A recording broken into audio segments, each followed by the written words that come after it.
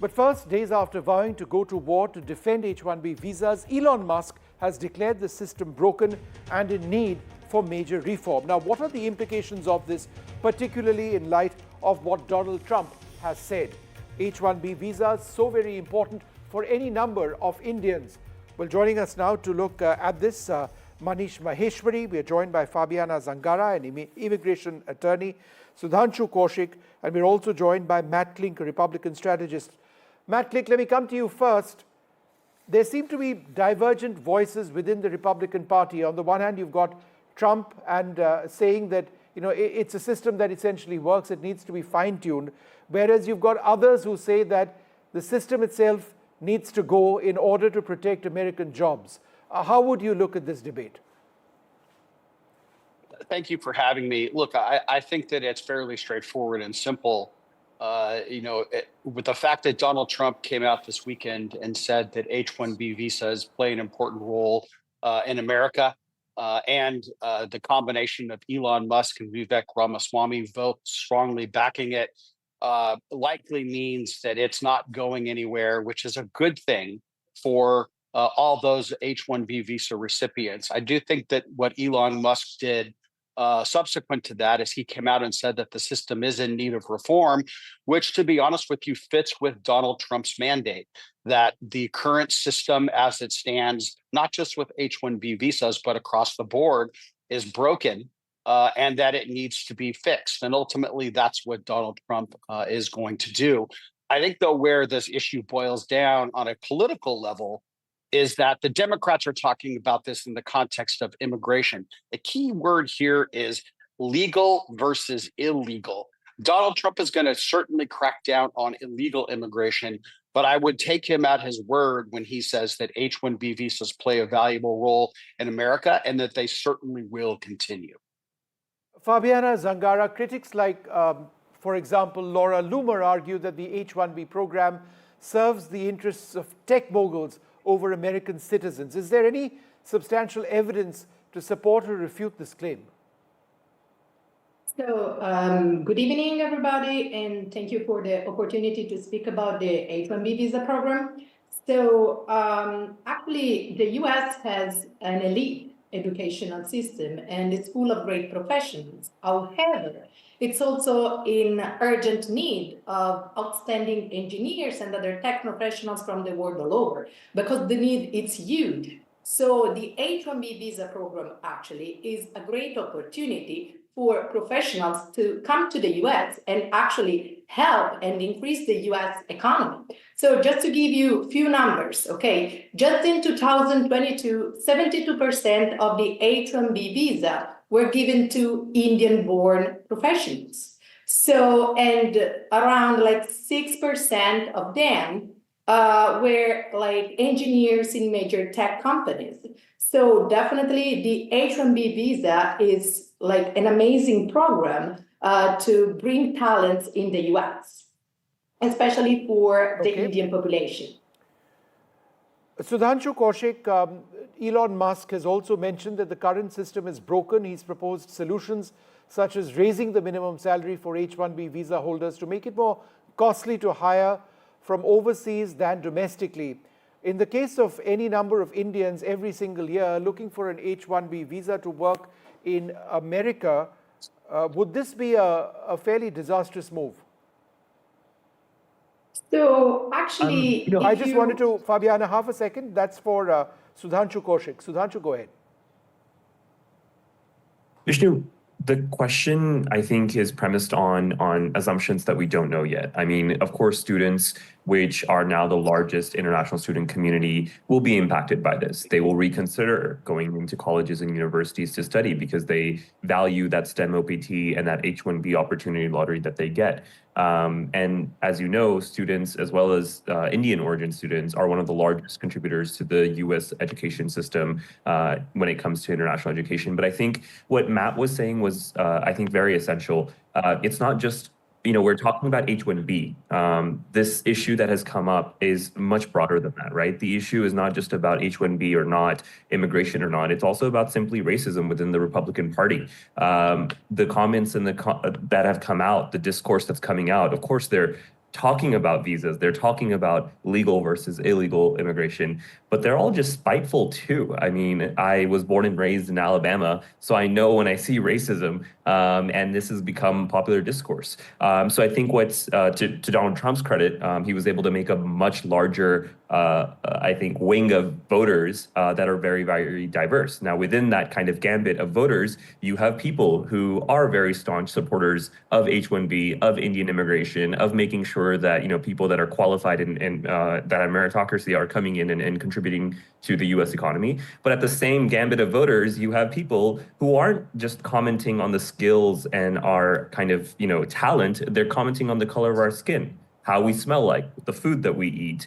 and they're making that as the issue. So when we face racism in the United States, they're not judging us by, oh, are you an Indian or are you someone from the Middle East? They're not going to be doing their racism based on that. They're racist because our skin color is brown, because we look different. We're not part of the same homogenous unity that, you know, that they seem to think America is. So I think the conversation and discussion needs to be had on that as well, and put pressure that it's not just about H-1B. It's about, you know, racism and making sure that it's more palatable. And yet, Sudhanshu, ironically, there are so many, including Vivek Ramaswamy himself, who are people from South Indian origin, or of Indian origin, you know, who've done phenomenally well. If you take a look at some of the most successful business leaders in America, from Arvind Krishna to Sundar Pichai to Satya Nadella to Elon Musk himself, you know, these are people who've come or have roots outside America. So there's a huge set of double standards there, right? Absolutely. And Vishnu, it's not just about these individual figures. I mean, if you think of it as Indian Americans as a monolith, we outperform almost every other minority group. So Indian Americans are largely successful. A U.S. sitting Republican representative from Texas had stated on the floor that even though we make 1% of the demographic, we contribute 6% to the economy. So it's not that we're just taking, or this rhetoric that, oh, we're, you know, taking all the money and sending it back home, or et cetera.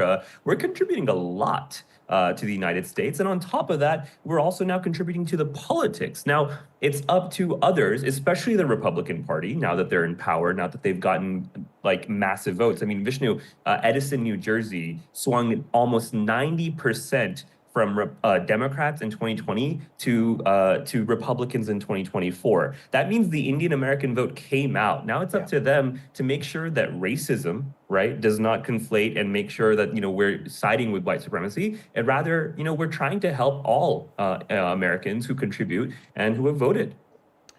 Manish, let's talk about a meritocratic admission process. Now, Vivek Ramaswamy, for example, has criticized the current H-1B system for using, for example, a lottery to select visa recipients, advocating instead a merit-based selection process. He says that the best and brightest should be chosen based on their skills and potential contributions, and it's a process that shouldn't be left to chance. Is there sense in this? Yeah, first of all, Vishnu, thank you for having me here. And of course, what I'm expressing here are my personal views. Yeah. Now, if you look at the thinking behind H-1B, I think it's a very well-designed program with an intent to admit people of high skill to fulfill a skill gap in the US. And that is why the way it is designed. And there are different criteria that needs to be fulfilled. And the whole issue, in my view, has been blown out of proportion, because what we're talking about is a number of about 85,000 H-1B visa every year, as compared to like 10 million visa that are issued by the US every year. So it's a very small number, and it does fulfill a gap. Now, to your question about, I mean, my personal view is it should be merit-based and clearly well-defined reason to admit someone. And this would be a legal immigration of highly qualified, skilled people who will contribute to the progress and development of the US economy and US as a country. And my view is that that is also critical for the US, because if you look at the startup founders, the number of companies formed, including Nobel laureates. I'm here at Harvard. So if you look at the people who win Nobel Prizes, a far majority of them are people who were born outside the US and who came to the US under some kind of a legal immigration program and made US their home.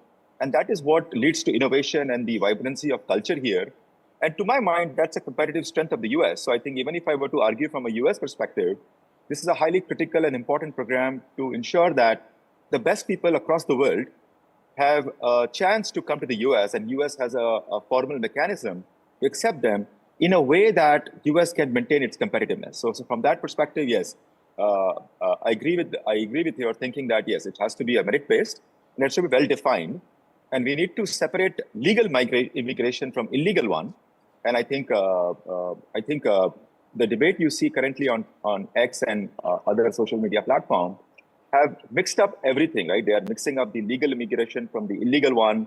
They are also losing a sense of the size. It's a very small program of admitting only 85,000 people every year. And third is, look at the outsized impact this program has had on the US economy and the growth of the country.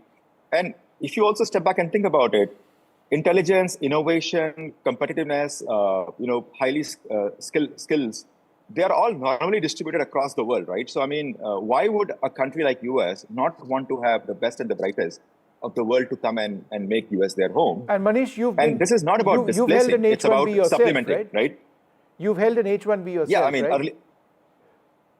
Early in my career, I mean, when I went to US, of course, for my higher education, and then, of course, when I took this job, I was in it. My view is that it works both ways, right? I mean, it gives an opportunity for the candidate to see the US as a country and see whether they want to make it a home, and also for the US to then decide whether they want to extend the H-1B and give them a green card or a citizenship. The point of my asking you that, works. Manish, is because you are a case in point in how extremely successful people, perhaps the US should consider an H-1B visa for them. You're a former MD of Twitter India. You're now a Mason Fellow at Harvard University. Surely there would be space in the United States for people as worthy as you. I mean, that's what common sense has to say. But Fabiana, I wanted to come back to you on the larger issue. Yeah, but I just want to say, Vishnu, I think you're being too generous. I think there are far more qualified people than I am. And I'm surrounded by extremely qualified people here. So I want to make a generic point that, yes, I mean, it's a program that works for the US. And it's a program that's very small in size, and it hasn't blown out of proportion in the kind of debate we are seeing on social media currently. Fabiana, to the larger point that Sudhanshu was speaking to, that there is racism, and immigration and concerns about immigration to the US all mixed up, which is why people of a certain ethnicity are potentially being targeted. There's abundant hate on X right now, other social media platforms as well. And therefore, when we look at H-1B and the issue of how visas are given in America, it needs to be looked at through this prism as well. Not just whether it should be a lottery system or not a lottery system, the number should go up, should go down, or it should cost more, should cost less. There is a larger cultural issue here, and that's deeply concerning. Yes, of course. Like racism is always like a great concern. According to my experience, we were lucky enough to work on those cases, and we never had we couldn't have any direct impact on our cases, like the cases that we filed. We have seen that very well prepared petitions were always approved, or even though sometimes USCIS requests further evidence in order to approve the case, then at the end of the day, we were quite successful with these cases. But culturally speaking, and in the country, there is a concern about racism and how this could impact the everyday life. And of course, immigration, which has a huge impact on people's life, may be affected by racism at all.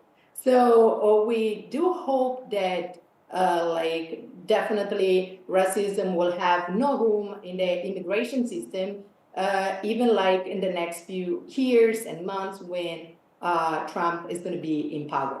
But according to my experience, right now in the immigration system, there is not a huge concern about racism playing a big role in those immigration cases. Matt Klink, a final word from you. The divide within the Republican Party. On the one hand, you've got Trump and you've got Vivek Ramaswamy saying that, no, let's fix it, but it's a good thing. Whereas you've got others saying that it has to go completely. Let's protect American jobs. We have campaigned on that plank. How do you reconcile differences within the Republicans? Yeah, two observations on that. I think one is that it's possible to do both, that both are not, what you described are not mutually exclusive. I think that it is inevitable that after 4 years of open borders under the Biden-Harris administration and 10 plus million people flooding across the border illegally, that system is going to get a complete overhaul on January 20th when Donald Trump takes over. The second point, though, is I think the most important point, is that taking Donald Trump as the leader of the Republican Party, as well as the president of the United States in 3 weeks, he supports H-1B visas. I think that the combination of Donald Trump, Elon Musk, and Vivek Ramaswamy, they will pull the rest of the Republican Party, which I think is a small but vocal minority, to support H-1B visas, provided that progress is made on stemming the flow of illegal immigrants largely across the southern border. And I take Trump at his word that he supports it. And at this point, I think that the combo of Vivek Ramaswamy and Elon Musk on side pushing for it indicates a high likelihood that H-1B visas not only will be preserved, but will be reformed to make the program stronger, because America benefits from H-1B visa holders in our country. And I think that we have enough room for not only H-1B visa holders, as well as creating jobs for Americans. I mean, we can have a win-win. The two are not mutually exclusive. Sudhanshu, last question to you. You're the executive director of the North American Association of Indian Students. Indian students, the largest international cohort of students in the United States, bring in huge, foreign exchange to the United States. They bring in a lot of money. Now, we've seen in Australia, not so much Australia, but certainly in Canada and in the United Kingdom, a sharp decline in the number of Indian students who are applying with visa rules and the possibility of jobs post a degree declining. If things were to change in America with H-1B visas, would a serious source of revenue for American universities potentially be impacted? Absolutely. Look, in the United States, there is still a huge opportunity, even though it's been happening for the past 30, 40 years, but there's still a catalytic opportunity for Indians to come on an F1 visa, then transition to an OTP and OPT, and then eventually to the H-1B. And universities know this. I mean, college enrollment domestically has been decreasing for the past 30 years. So they need international students, specifically Indian international students, to come in and to ensure that these seats are being taken. And one thing, Vishnu, that I wanted to clarify, we keep talking about merit-based H-1B. There's going to be reform. Vishnu, the United States is not India, right? The H-1B is not on a quota system. There's no caste quota, et cetera, et cetera. So when we're talking about merit, what are we talking about? Because the merit to get a job has already been there. The employer hired you. So when you think about the actual H-1B lottery, it's not, oh, you belong to this caste or this religion, you're going to get special preferences in the United States. Absolutely not. It's a lottery system. So I'm just worried that when we're talking about reform and we're putting it out on X and we're having this discourse, what does that really come with? There needs to be some surety that's been given to these students, that's been given to these people that are then applying and investing so much that it's just not a free-for-all, right? Yeah. Reform for the sake of reform, but how do we make it productive, and what's the variability of it? Look, I'd like to thank you all very much for being with us. This is front page news in India today.